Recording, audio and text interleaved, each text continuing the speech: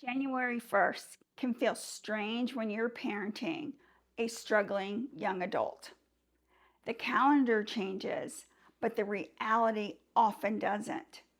Mental health challenges don't pause, addiction doesn't reset, uncertainty doesn't wait for a new year. And yet, there's still something meaningful about this moment, just not in the way we're usually told it will be. Today isn't about starting over, it's about orientation. When most people talk about orientation, they're really talking about direction, where am I going, what's the plan, what should happen next. But when you're parenting a young adult whose life includes instability, illness, or risk, direction isn't always clear. And sometimes it's not available at all. So orientation has to mean something different. Orientation is not about where you're headed, it's about locating yourself where you are and finding your footing there. If you're honest, you may not feel ready for a new year. You might feel tired, guarded, uncertain, still carrying the emotional weight of the holidays. That doesn't mean you're behind, it means you're living in reality. Orientation doesn't require optimism, it requires honesty. It asks, where am I standing right now, emotionally, mentally, physically, and what helps me stay upright here? That's a very different question than, what should I be doing this year? What are my goals for the year? Or those, resolutions that don't typically last.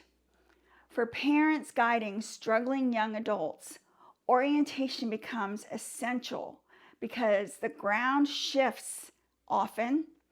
One week feels steady, the next week's fragile, and this could happen day to day for some periods throughout the year, which means sometimes there's progress, sometimes there's setback. If you expect orientation to be a one-time decision, you'll feel disoriented again and again. But if you understand orientation as a return, something you come back to after you wobble, it becomes stabilizing.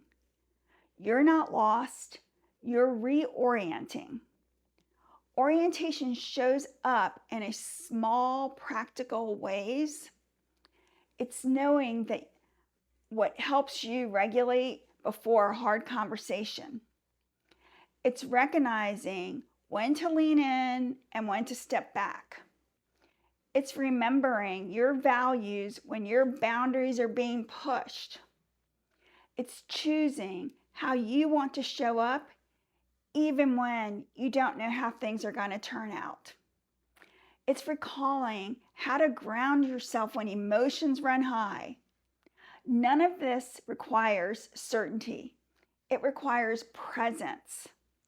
One of the biggest misconceptions parents carry into January is the idea that they should feel clearer now, clearer about boundaries, clearer about decisions, clearer about the future. But clarity often comes after orientation, not before it. You orient yourself first, you ground, you locate your internal reference points, and then clarity emerges slowly as needed.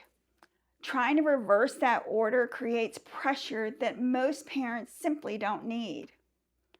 Orientation is also how you protect yourself from overfunctioning. When you're oriented, you're less likely to react out of fear, less likely to take over responsibility that isn't yours, less likely to confuse urgency with importance. You don't stop caring, you just stop spinning. And that matters not just for you, but for the relationship with your struggling young adult.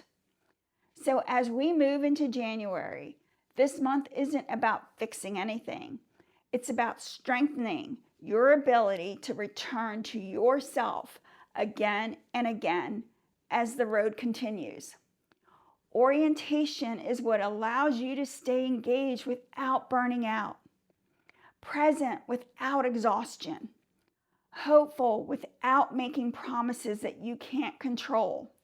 It's not a destination, it's a way of standing. So if today feels quiet, unresolved, or even heavy, that's okay. You don't need a new mindset. You don't need a plan. You don't need to feel motivated. You just need to locate yourself honestly and let it be enough to begin. That's orientation, and it's something you can return to every single day of the year.